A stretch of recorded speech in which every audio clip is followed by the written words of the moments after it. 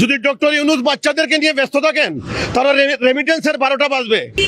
প্রবাসীদের 4টা দাবি নিয়ে আমরা আন্দোলন শুরু করেছি। আমাদের বিশ্বাস এই সরকারের সময় প্রবাসীদের দাবি পূরণ হবে, কিন্তু এই মুহূর্তে জরুরি ভিত্তিতে আপনাদের মাধ্যমে মাননীয় প্রধান উপদেষ্টাকে আমরা বলতে চাই যে দুবাইতে সংযুক্ত আরব আমিরাতের রাজধানী আবুধাবিতে মাননীয় রাষ্ট্রদূত মহোদয় রয়েছেন, দুবাইতে কনসুলেট জেনারেল রয়েছেন। আপনাদের কাছে প্রশ্ন, আপনারা কি জানেন না দুবাইতে ভিসা ট্রান্সফার বন্ধ? আপনারা কি জানেন না ফ্যামিলি ভিসা বন্ধ? আপনারা কি জানেন না লেবার ভিসা বন্ধ? আপনারা কি জানেন না দুবাইতে বাংলাদেশিদেরকে তারা সিস্টেম থেকে আউট করে দিয়েছে?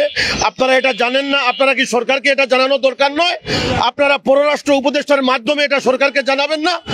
এইভাবে যদি সরকার চলে, শুধু দেশের রাজনীতি নিয়ে ব্যস্ত থাকে, যদি ডক্টর ইউনূস বাচ্চাদেরকে নিয়ে ব্যস্ত থাকেন তারা রেমিটেন্সের 12টা বাজবে। মালয়েশিয়া, সৌদি আরবের পরেই সংযুক্ত আরব আমিরাতের প্রবাসীদেরকে বাঁচান। মাননীয় প্রধান উপদেষ্টা, যদি বাংলাদেশকে বাঁচাতে চান তাহলে আপনি মালয়েশিয়ায় না গিয়ে দুবাইতে যান।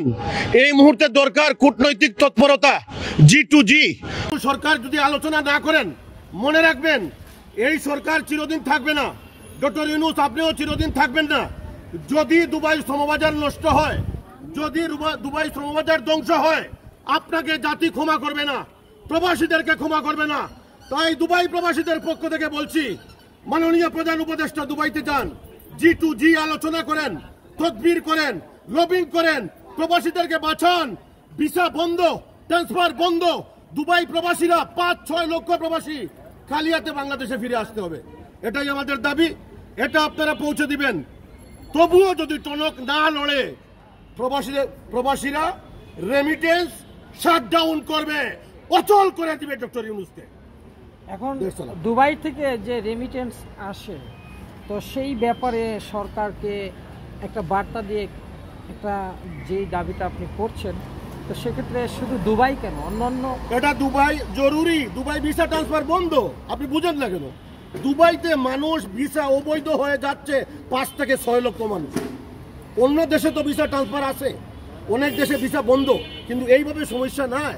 এটা জরুরি ভিত্তিতে দুবাই সমস্যা। সরকারের উদাসীনতা দেখছেন? উদাসীনতা, কূটনৈতিক তৎপরতার অভাব। কূটনৈতিক তৎপরতা নাই বললেই চলে। এইসব বিষয়ে যখন 1990 সালে যখন সাদ্দাম হোসেন আপনার ইরাক যখন কুয়েত দখল করে নেয়, তখন জাতীয় পার্টির প্রয়াত রাষ্ট্রপতি পল্লীবন্ধু হুসাইন মোহাম্মদ এরশাদ জরুরি ভিত্তিতে সেনাবাহিনী প্রেরণ করেছিলেন, কুয়েতকে দখল মুক্ত করেছিলেন। ইরান ইরাকের সময়, যুদ্ধের সময় শহীদ প্রেসিডেন্ট জিয়াউর রহমান সেই ভূমিকায় রেখেছিলেন। তাই তাদের কাছ থেকে শিকার দরকার, যখন রেমিটেন্সের সমস্যা দেখা দেয়, প্রবাসীরা যখন বিপদে পড়ে, রাষ্ট্রপ্রধান সরকার প্রধানকে কি করতে হয় দেখে নেন। আজকে সেনাবাহিনী রয়েছে, জাতিসংঘের সেনাবাহিনী আছে, সেটা পল্লীবন্ধু হুসাইন মোহাম্মদের সাথে অবদান।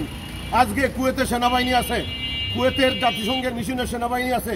তাই সঠিক সময়ে সঠিক সিদ্ধান্ত যদি সরকার নিতে না পারে, এই সরকার কখনো সফল হতে পারে না।